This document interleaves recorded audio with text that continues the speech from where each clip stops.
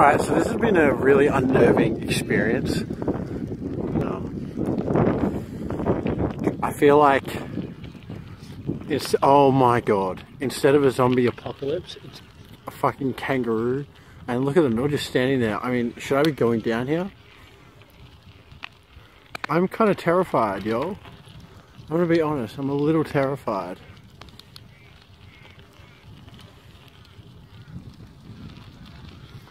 Sorry guys.